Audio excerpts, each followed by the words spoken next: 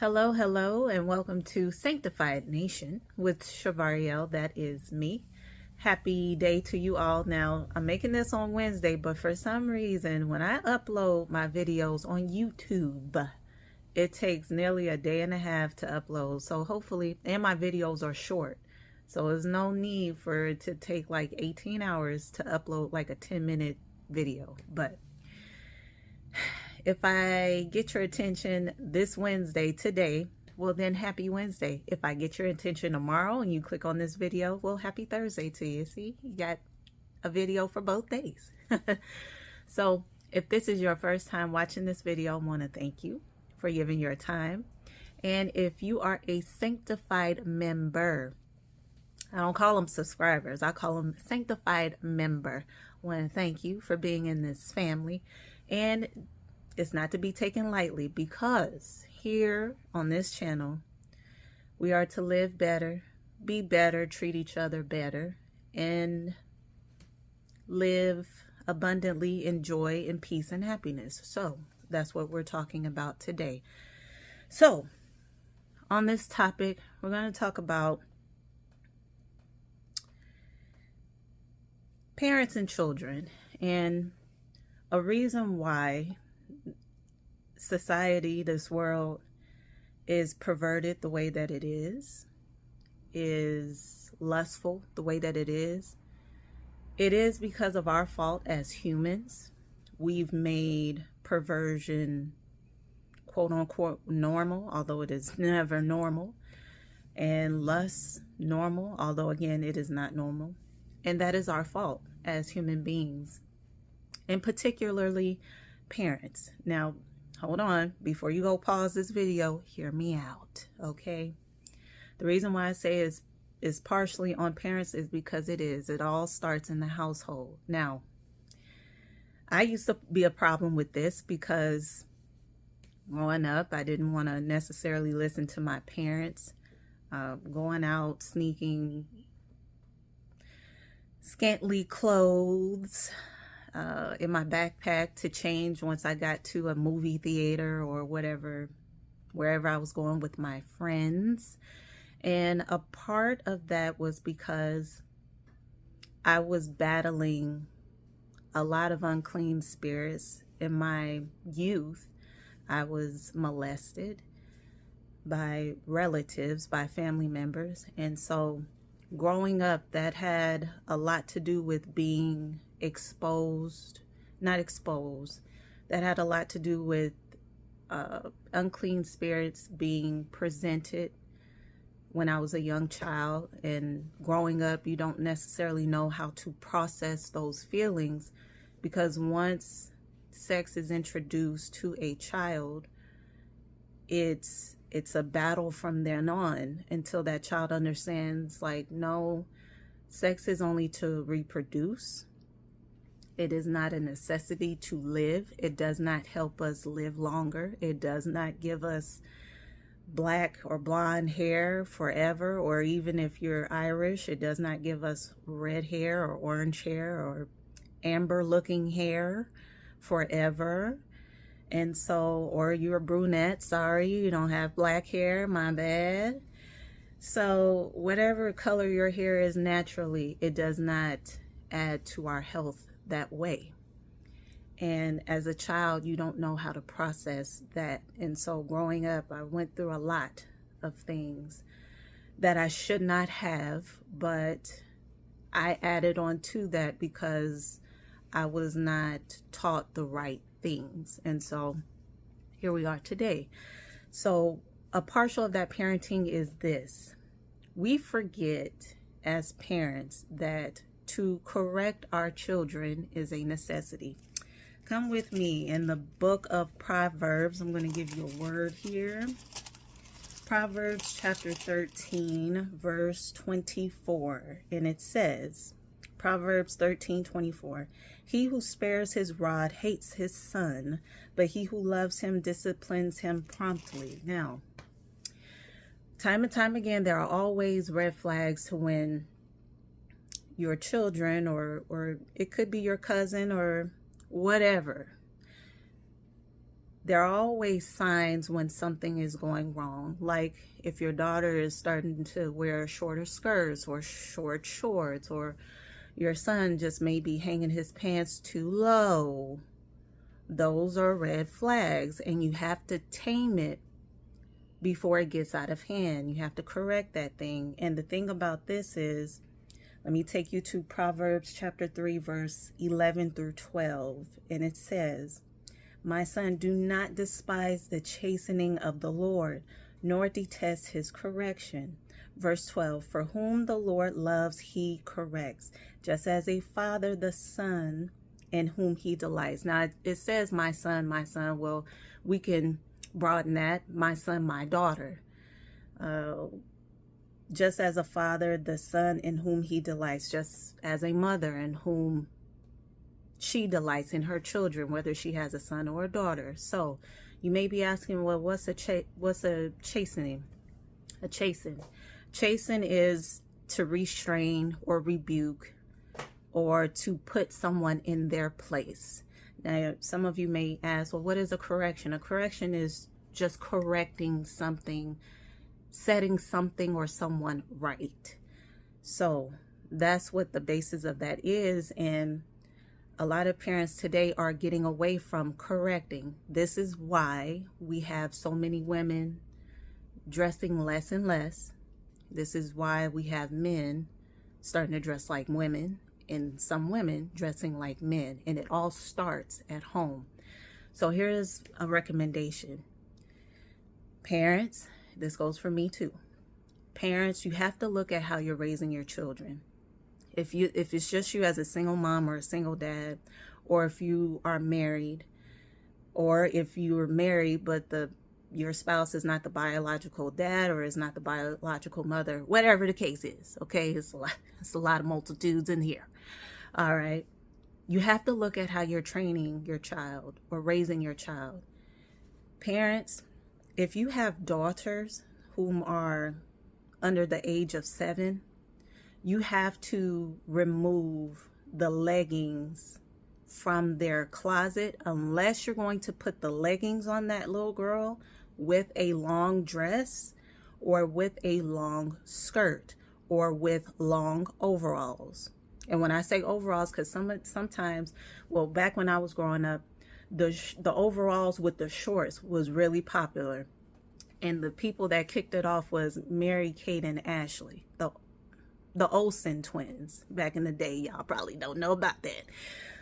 But they used to wear those overall shorts, and it used to look really cool. Well, here's the thing about that. And the reason why I say remove those leggings from your daughter's closet, please. I was in the library the other day, and it was 2 girls. They were sisters, white girls, and they were reading books. And I was just looking at, what they had on, and to some degree, it just looked like you could see those 2 little girls with nothing on. The leggings hug their legs, their bottoms. And to a grown man, he's not going to say, well, to a grown corrupted man, he's not going to say, oh, that's a little girl, I'm not going to be able to look. No, because he's looking at booty and legs and thighs.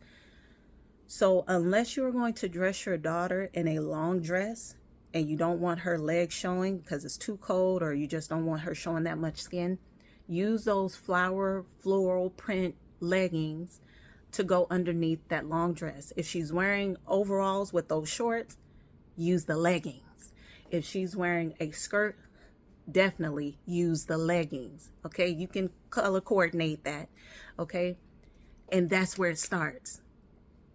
You cannot place a little girl in those leggings with a short top thinking that is okay. Leggings are not pants, okay? They hug the legs, so stop doing that.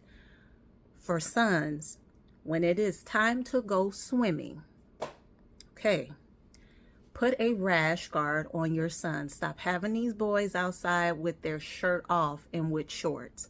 And even the shorts is falling down because the swim trucks are getting so heavy, full of water, that now the crack of their behind is showing. It's the little things like that. And the reason why you want to do that with your sons is plenty more examples. But the reason why you want to do that is because you don't know if there's an older woman looking at that boy. She's not going to necessarily say, well, corrupted woman. She's not going to say, well, that's a boy, that's a child, I shouldn't do that. No, because she's looking at skin and she's also looking at a young boy. I don't care if he's 3. Put a rash guard on him, long sleeves. You need to do that anyway because you don't need sunburn on anybody. Okay, if you don't want the long rash guards, do the short sleeves. But it starts at home is what I'm saying. The little things, the little tweaks that we can do when we're dressing our children, making sure a boy dresses as a boy and a girl dresses as a girl, and that those pants are up on a boy's waist and has a belt not falling off his behind. And that when a little girl comes out in her clothes, not comes out, but when she is stepping out in public with her clothes, that she's just not wearing leggings like her mother, where it's showing everything. That makes a big difference. And it's going to change society's view of now what is normal. So now it's no longer, okay, mama's wearing leggings and it's showing everything in between her behind, and so is her daughter who's running around 3 or 4 years old. Yes, she has flower print on them, but that's not appropriate for a little girl either. Unless, of course, like I said, she has a dress to cover that back there, her behind, or whatever the case is. And parents, we have to get better on that. So do not be afraid, parents, to correct your children. You are the parent. It don't matter if your child likes you that day. You guide them in the right way for them to go. Okay? So let's see here. I have this word for you. It's in Proverbs chapter 19, verse 8.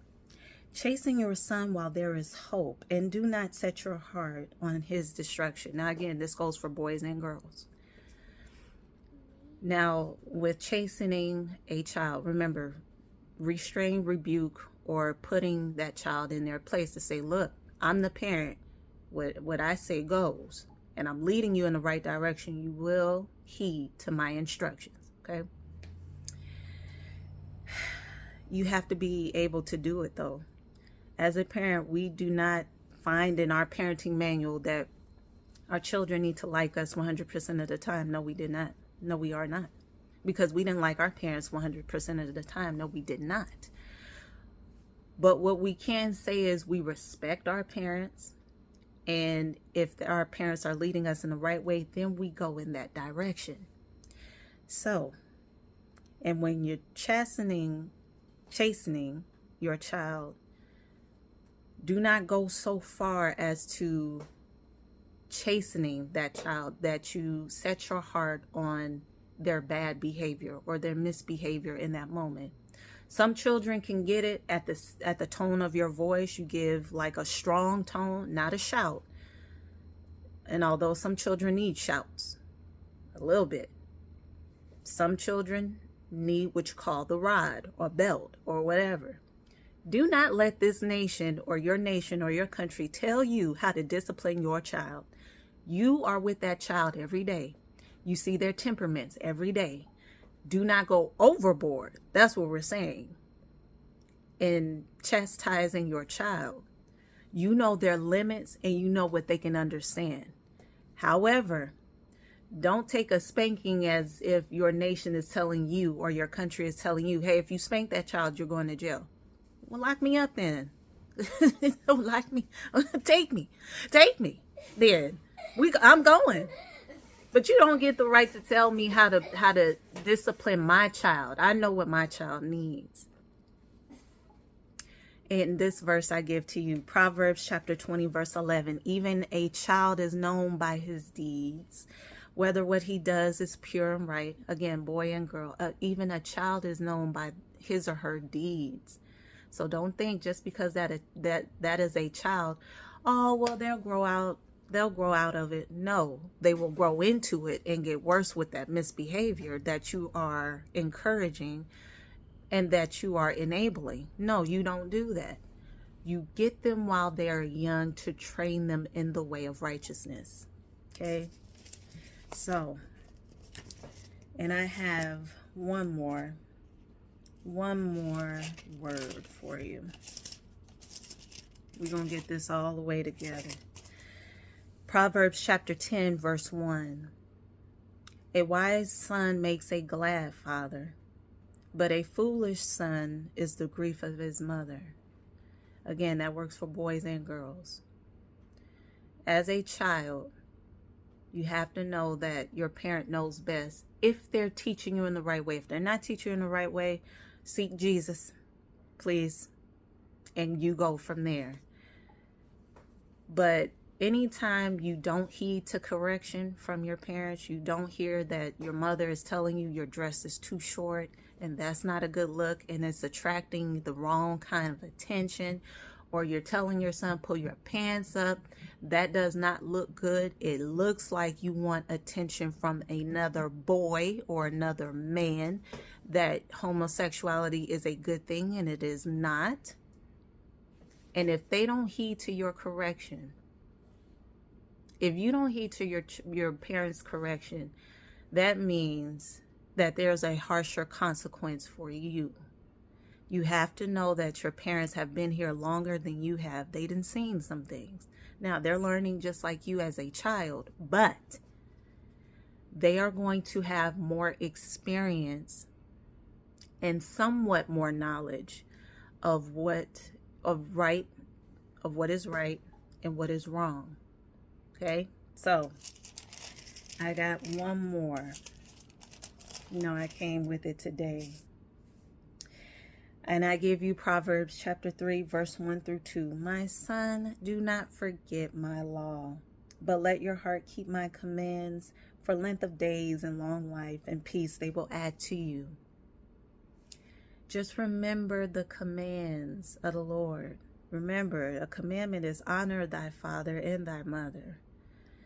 If your parents, as a child, if your parents are telling you something that you don't agree with, say, okay, your mother is saying, hey, you got too long of nails. You look like a witch. I'm sorry, that may have hurt your feelings, but they do. Why do you need nails that's like 24 inches long? How do you wipe your behind when you go to the bathroom?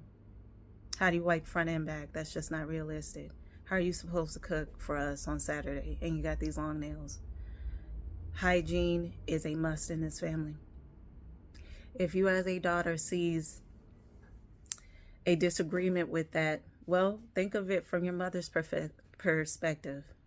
They are too long. They may be too long. No, that does not look good. And witches are known to have long fingernails.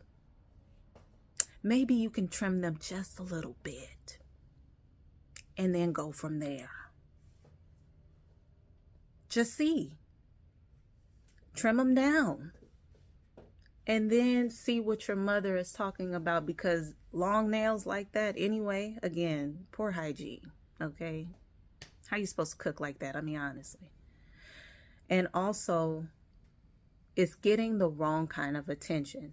As a boy, you may want to have dreadlocks or grow your hair out into cornrows, if that is not what you are used to when you are growing up and being raised.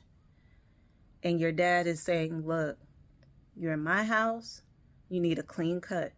I understand you want to go with the trends of all these other kids and whatnot, or all these young teenagers and whatnot, but no, you need a clean cut. That does not look good when you go out for a job interview and your hair looks dirty. It looks untamed. It looks like you just let yourself go. Listen to your dad. Why don't you go into a golf course for a job position, or you go into Starbucks, or you go to a Microsoft headquarters if you're in that same city, or you go to an Amazon facility and you say, hey, you know, I want to grow my hair out as a man or as a young man. Do you guys... is there like any stipulations for how your hair could be, or do you discriminate against people with their hair a certain way, of course they're going to say no because lawsuit. But they could tell you like, well, it has to be clean shaven, nothing to where it's going to interfere with your work. See, I know the lingo of business. And it does not offend others, of course, and it looks clean. You know, we want you to have a clean appearance when you come to an Amazon, when you come to a Tesla, when you come to Microsoft, when you come to Google. Yes, we want you to have a clean appearance because you're representing the company. And as a man, as a young man, as a boy, you can say, okay, maybe Pops was right. Maybe Dad was right. Maybe my father was right. See? All you have to do is listen. But it takes everybody to cooperate. Okay? Is what I'm telling you. So, what's the lesson here? Well, we can all do better. But again, it starts at home. Parents, can't be afraid to correct your children.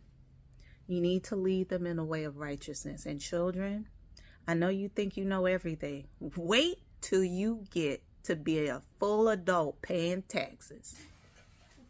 And you find out that when you buy a house, you got 30 years to pay that mortgage. And after, okay, you still have to pay property taxes when that house is over. So what you think you know? You have no idea. Okay? Okay? Every year you pay property taxes on that house that you bought cash for. And that's not right either. Once you pay your price for that house, that should be it. Why do we have state property taxes? That don't make sense. America, get it together. Okay? So, anyway, I give this to you. Share it. Share to care. The messages that I make, I'm not saying all this stuff just to say it. Share to care. Share it with your family. Share it with your friends. Share it with your co-workers. Have them look at these videos that I make. Why? Because I'm giving really good information. And again, I incorporate, not incorporate, is that even a word? I connected. The Word of God is connected.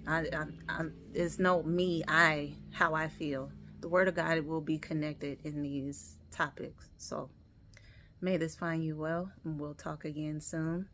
Have a good evening.